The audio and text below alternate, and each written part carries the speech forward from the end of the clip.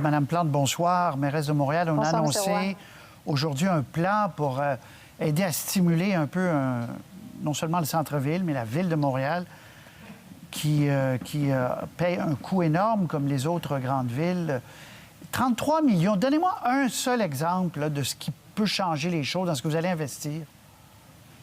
Bien, entre autres, on va faire une très belle campagne, là, à peu près, ça va coûter à peu près 2 millions là, avec toute la scène gastronomique. Donc, on va travailler avec les restaurateurs. On sait qu'ils ont beaucoup souffert dans la dernière année. Puis on a une scène de foodies, de grands chefs importante à Montréal. Donc, on va faire une campagne avec eux. On va également venir animer tout le centre-ville. L'année dernière, l'été passé, ça avait bien fonctionné. Mais là, parce qu'on a plus de temps et plus de moyens, on va pouvoir faire quelque chose de beaucoup plus gros. Il y a à peu près 500 artistes qui vont travailler sur les différents événements, installations au centre-ville. Donc, il faut créer de l'engouement. On veut que les gens aient envie de venir se promener comme touristes, comme visiteurs, puis aussi comme travailleurs et comme étudiants, quelque part là, à la fin de l'été. La Ville de New York, avant d'ouvrir les salles à l'intérieur, on peut ouvrir les terrasses. Est-ce que c'est des discussions que vous avez avec la santé publique pour, là, il va faire beau la semaine prochaine, là, qu'un jour, bientôt, on puisse ouvrir les terrasses avec une distanciation? On est toujours en discussion avec la santé publique. Je comprends très bien le souhait des restaurateurs, entre autres, d'ouvrir des terrasses. Comme ça, les gens pourraient aller manger à l'extérieur. Donc, je suis hyper sensible. Encore une fois, il faut juste s'assurer que c'est sécuritaire. Montréal est en zone rouge. Le docteur Drouin nous parle quand même de cette possibilité d'une troisième vague à cause des variants. Donc, oui, je suis très, très ouverte, mais on va y aller pas à pas. Ça, c'est certain. OK. Donc, difficile de mettre un temps là-dessus, là. Oui, le docteur Drouin nous disait que probablement dans 2 semaines, on va avoir une meilleure idée, mais on se rappelle qu'on s'attendait à la fin mars à avoir possiblement une troisième vague. On va se croiser les doigts que ça se passe bien. Parce que ça se passe bien, là. Il faut le dire, ça se passe bien. Oui, ça se passe bien. Il n'y a pas ce qu'on voit en Ontario, à Paris, c'est encore pire. Oui, oui, absolument. Je pense que les Montréalais ont été très forts, très résilients. Ils continuent à le faire. D'ailleurs, je les remercie tous et toutes pour leur sacrifice. Puis je pense qu'on veut passer au travers. On est tellement enthousiastes à l'idée de passer un été festif, joyeux, où est-ce qu'on va pouvoir être en plus grand groupe, si je peux dire. Puis nous, on veut s'assurer qu'on va pouvoir avoir des festivals, avoir, comme je disais, de l'animation de façon différente. Madame la mairesse, le prolongement de la ligne bleue, oui. ça devient presque caricatural. On repousse le prolongement, on repousse. On écoute M. Legault aujourd'hui, il en a parlé. Restez là, c'est pas long. Déjà, effectivement, il y avait pour la ligne bleue certains enjeux d'expropriation dans le coin des galeries d'Anjou. Donc, tout est examiné, mais on continue à vouloir faire la ligne bleue. Oui, il y a des défis. Donc, la ligne bleue va voir le jour un jour? Absolument. Plus vite avec nous qu'avec n'importe qui d'autre.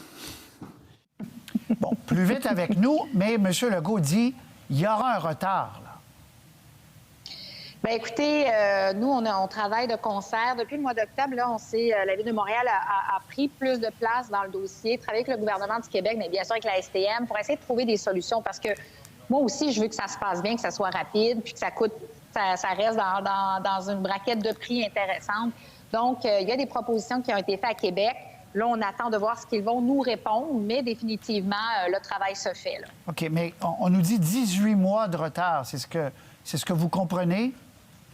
C'est ce qu'on comprend, mais pour être bien honnête avec vous, j'étais un peu surprise d'entendre ce délai de la bouche du premier ministre aujourd'hui parce qu'encore une fois, nous, on a fait des propositions pour accélérer. Oui, il y a l'expropriation, mais il y a aussi d'autres enjeux auxquels la Ville et la STM, on a participé et qu'on a donné des recommandations ou du moins des suggestions au gouvernement du Québec pour alléger les coûts puis rentrer dans notre calendrier. Donc, vous avez appris au même instant que nous qu'il allait y avoir 18 mois de retard? Oui. Alors, écoutez, je ne vous cacherai pas que nos équipes se parlent beaucoup au niveau du transport, tant au niveau du gouvernement du Québec qu'ici au cabinet. Est-ce qu'une information qui a glissé? Mais dans tous les cas, moi, j'étais heureuse d'entendre que le gouvernement du Québec réitère sa volonté de faire la ligne bleue parce que moi, je la veux. Elle est nécessaire. Et pour moi, le REM et la ligne bleue, c'est complémentaire, puis il faut aller de l'avant. Bon, mais est-ce que vous n'avez pas peur, par ailleurs, que le REM de l'Est, s'il se fait avant, bien, le gouvernement, finalement, dise, bon, bien, on n'a peut-être pas autant besoin de prolongement de la ligne bleue? Bien, je ne souhaite pas et je pense que ça desservirait les Montréalais et Montréalaises parce que le REM est somme toute assez au sud, alors que la ligne bleue vient répondre à des besoins du centre. Hein. On pense à Saint-Léonard, Saint-Michel qui est un petit peu plus loin, mais si on pense avec le RCRB P9 également, dans le coin de Saint-Michel, il y a beaucoup de monde. Alors, pour moi, c'est absolument nécessaire. Puis, en même temps, on ne se le cachera pas aussi, il y a des avantages à avoir un métro aussi au niveau de la rapidité, de l'efficacité, du coût. Donc, moi, je souhaite vraiment qu'on continue dans cette lignée-là, c'est le cas de le dire. Bon, rapidement, le REM surélevé sur René Lévesque, est-ce que vous en êtes où dans votre réflexion? Est-ce que vous comprenez les arguments de la Caisse qui disent on ne peut pas faire autrement, ou au contraire, vous dites non, il faut aller au fond des choses, puis s'il faut un souterrain, bien, ça sera un souterrain. Écoutez, moi, je l'ai dit, là, ce projet-là, je le veux, puis je le réitère. Il n'est pas question de jeter le bébé avec l'eau du bain. Ceci étant dit, il est important que la CDPQ, le gouvernement du Québec, réponde aux interrogations. Et je pense que c'est un message que j'ai beaucoup porté depuis le début, à dire il faut que les gens comprennent ce qui se passe, quelles sont les raisons d'un scénario plutôt qu'un autre, parce que sinon, ça crée de la suspicion qui n'est pas nécessaire. Alors, moi, je suis pour le REM. S'il est en surface, il doit être magnifique, mais là aussi, on a besoin d'entendre ce que les groupes, les citoyens ont à dire. Parce qu'on ne se cachera pas, le REM 2.0 n'a rien à voir dans son intégration comme le REM 1.0. Mais peut-il être magnifique au-dessus de la rue, là? Écoutez, Monsieur Roy, je m'excuse, je me suis enflammée, mais on a vu des villes qui ont réussi. Est-ce que c'est de le mettre plus haut pour s'assurer qu'on ne crée pas des couloirs de vent, qu'on ne bloque pas la luminosité? Il y a plein de possibilités, mais on doit être rassuré. Moi, je pense que c'est ça que la CDPQ et le gouvernement du Québec doivent entendre. La population veut être rassurée. Match revanche. Entre d'un côté Valérie Plante, de l'autre Denis Coderre. D'abord, première question toute simple, Madame Plante.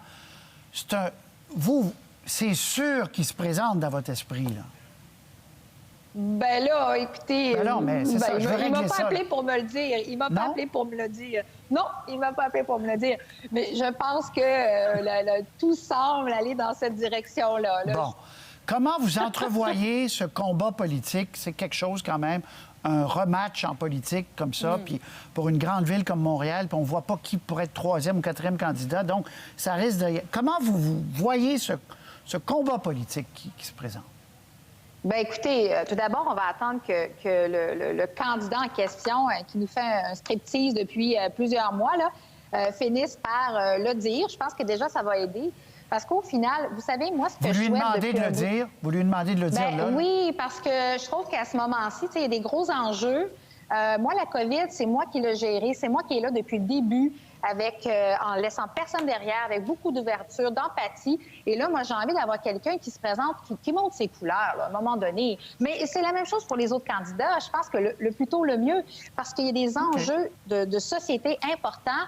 Puis je veux en débattre, moi, parce que je suis très fière de ce qui s'est passé dans la dernière année, très fière de ma gestion de la crise, et j'ai très hâte de proposer les nouvelles, notre plateforme. Oui, bien, j'imagine. Mais ça risque d'être quand même tout un combat, là. Ça risque d'être... on avait vu ça avec Drapeau à l'époque. Tessera, il veut revoir son poste. A-t-il changé? Vous allez... Ça risque d'être assez dur comme combat.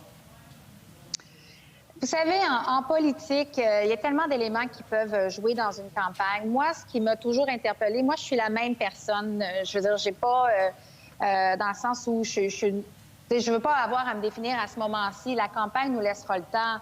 Mais écoutez, ça sera à la population de décider si, effectivement, ils ont envie de travailler avec telle ou telle personne. Mais moi, je suis définitivement déterminée à aller de l'avant. Je me laisserai pas intimider par quiconque se présente devant moi, là.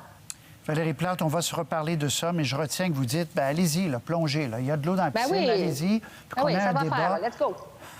Merci, à la prochaine. Au revoir. Bonne soirée.